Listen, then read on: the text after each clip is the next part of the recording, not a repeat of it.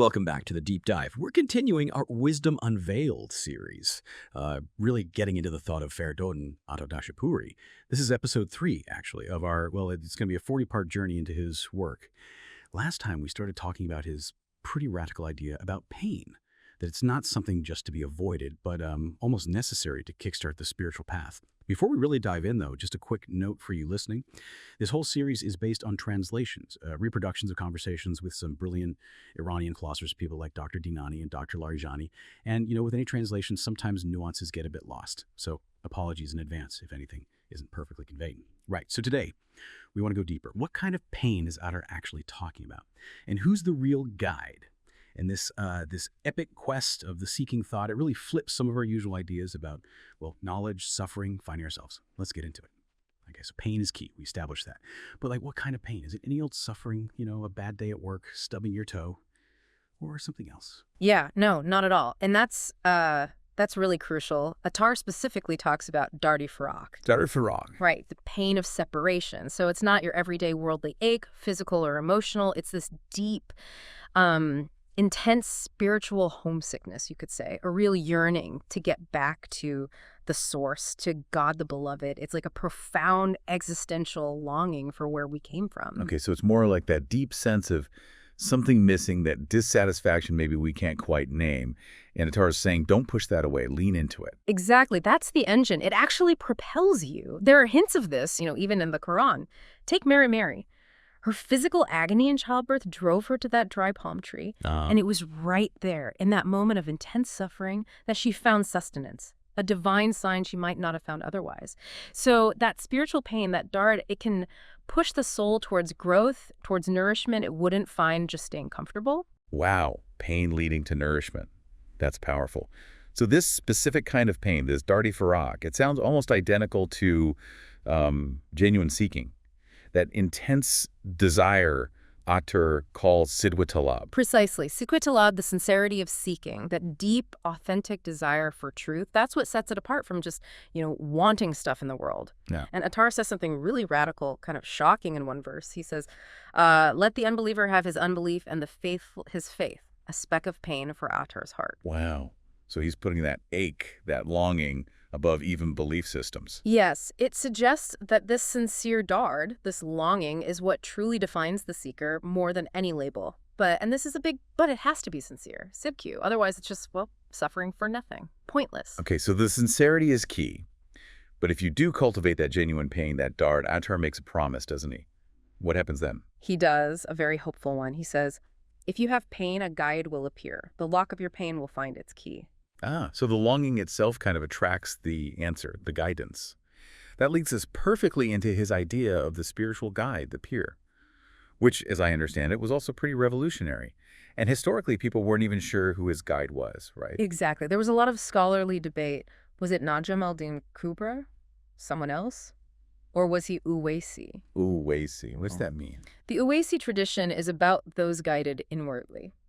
They don't necessarily meet their teacher physically, like Uwais al-Qurani deeply connected to Prophet Muhammad spiritually, but they never actually met face to face. So what was Attar's final word on it? Who is the real guide? He reveals it in his work, Misabat Name, for Attar, the ultimate pir, the true guide.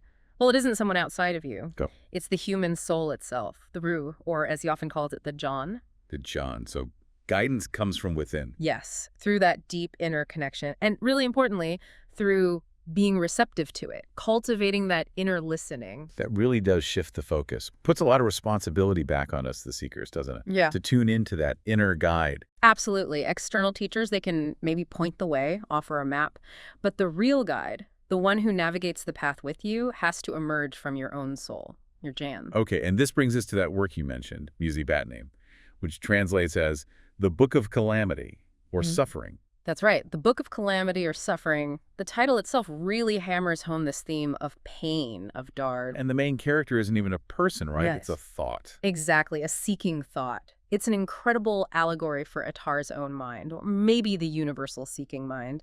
It's tireless, always questioning, always moving, not just physically traveling, but intellectually and spiritually exploring everything. And the journey this thought undertakes is, well, it's epic.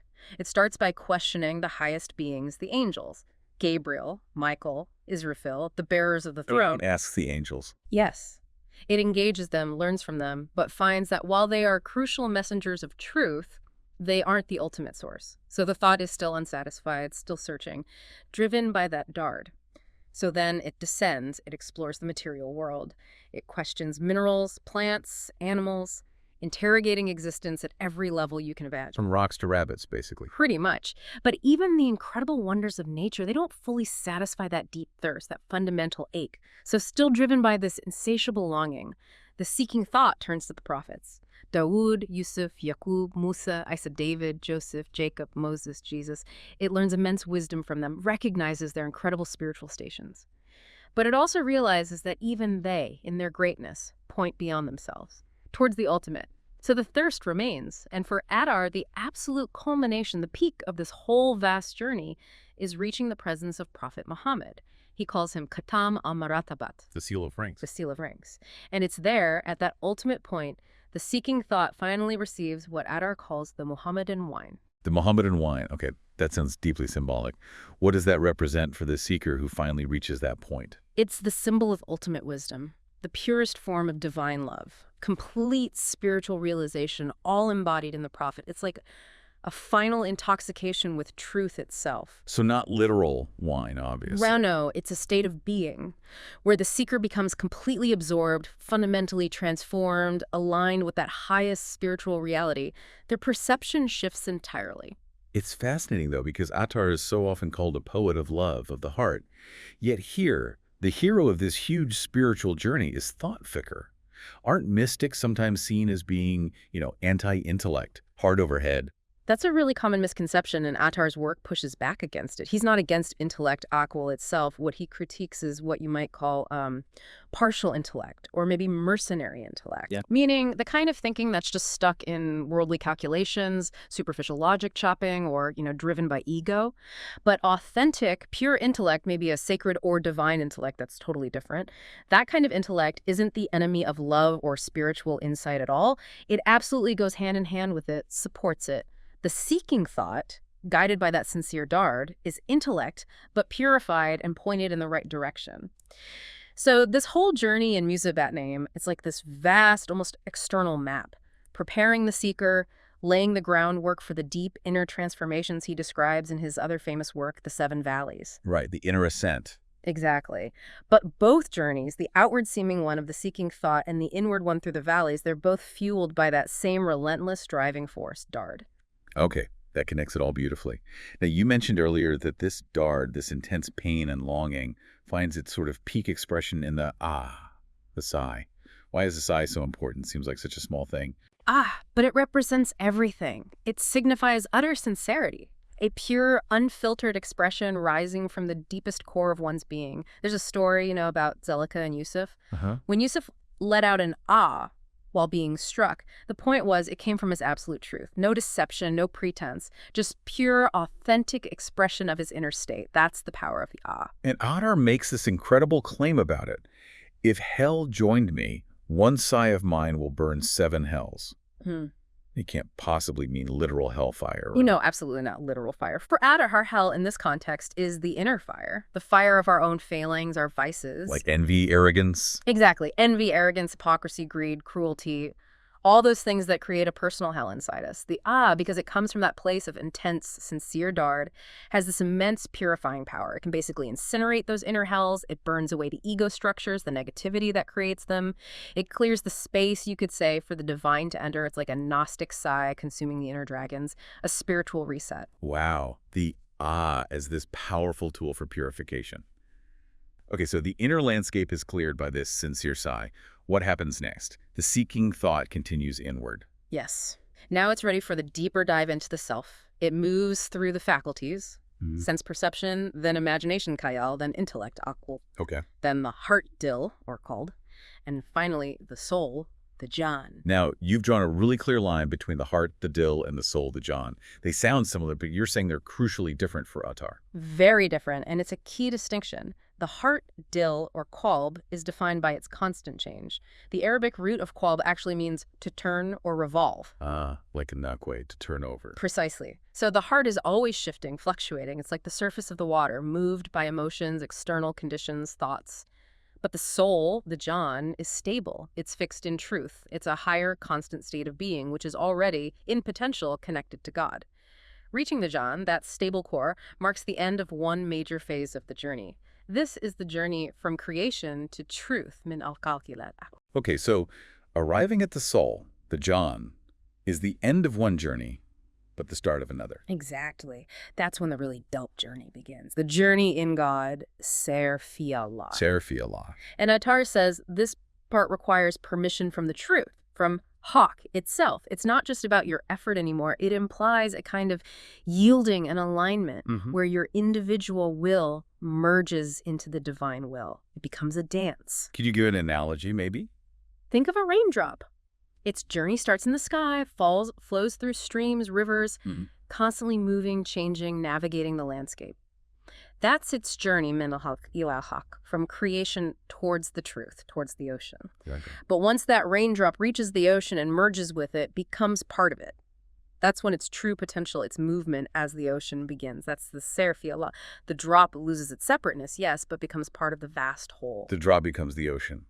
And for this ultimate journey, the ser fi Allah, who's the guide then, if the John was the guide for the first part? The ultimate source of guidance for that journey, the ultimate inner master, Attar suggests, is the inner reality, the spiritual essence, the walaya of Prophet Muhammad. Walaya. What does that mean exactly? Is it like authority? In Sufism, walaya is much deeper than just worldly authority. It means profound closeness, intimacy, friendship with God. It's a state of being, a direct spiritual current or light. Think of it as a living conduit for divine grace, guidance, and light flowing through the prophet. It's like the ultimate inner compass for navigating the ocean of divinity. It encompasses the light of Imam Ali, the essence of all prophets and saints. It's the secret of gnosis, that direct knowing. That really ties everything back to the prophet as the ultimate point of reference. Okay, let's circle back for a moment to the title of Attar's most famous work, Mantiq Altair, The Conference of the Birds, or maybe The Logic of the Birds. You emphasized logic, mantiq, over language, lisan. Why is that distinction so important? It's a very profound choice by Attar. Mantiq, logic or reason, is seen as inherently higher, more fundamental than lisan, which is just language, speech. The whole book is symbolic, right? The birds represent human souls or thoughts, capable of flying, transcending. The body just plods along step by step. For Attar, logic is to language what the spirit is to the body. One is the inner essence, the other is its outer expression. So it's not just about grammar or words? Exactly. This was actually a big philosophical debate back then. Logicians argued that logic, mantiq, is universal. It underlies all languages, while grammarians sometimes argued their specific language rules were enough. Attar sides with the logicians here. True understanding goes deeper than just words. So logic, mantiq, isn't just formal rules of thinking.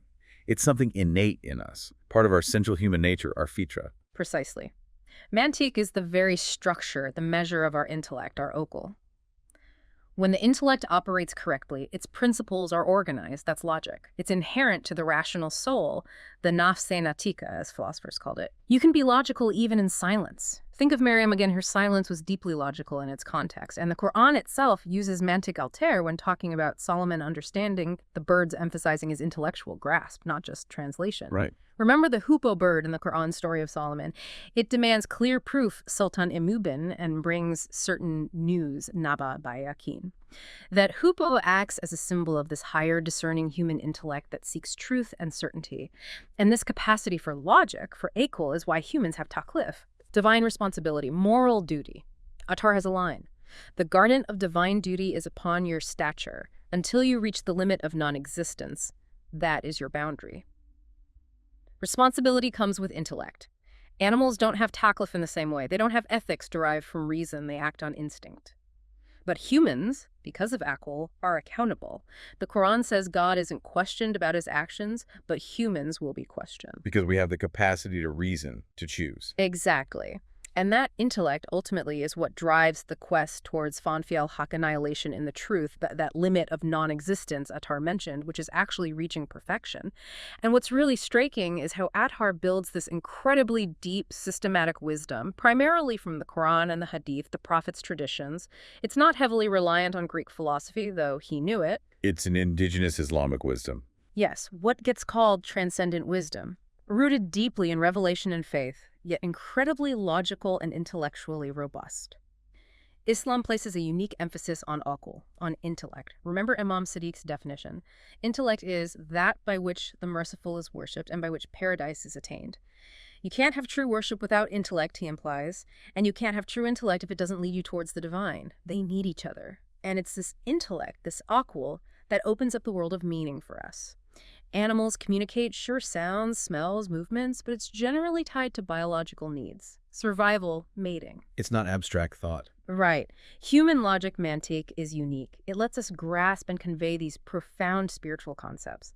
Even before we speak out loud, there's kalam and nafsi, inner speech, the logic happening inside. As Malavi Rumi beautifully put it, the language that is without sound and voice is the sound itself, and the rest is mere noise. He's pointing to that deeper universal logic, that language of creation that only the truly discerning intellect can understand. What an incredible, really intricate path Attar lays out. So just to recap this part of our deep dive, we've seen his radical view of pain, that specific, intense longing Dart as the real engine for spiritual growth. We've learned the true guide, the peer, isn't outside, but it's our own soul, the Shan. We follow the epic journey of the seeking thought, questioning angels, nature, prophets, finally reaching the ultimate wisdom, the Mohammedan wine. And we saw how even a simple sigh, the ah, if it comes from true sincerity, can purify those inner hells, burning away the ego. Then we explored that crucial difference between the ever-changing heart, the dil or qalb, and the stable truth-fixed soul, the jan. And finally, the supreme importance of intellect, aql or mantik, as the core of our being, our responsibility, and our pathway back to the divine. Attar's work really is like an ocean, isn't it? Just endless depths if you're willing to dive in. And it all seems to start, as he insists again and again, with recognizing and even embracing that Dart. So as we finish up today, here's maybe something for you to ponder. Attar makes this really sharp distinction. The heart, the dil, always shifting like waves on the surface, versus the soul, the jan, which is deep, stable, anchored in truth.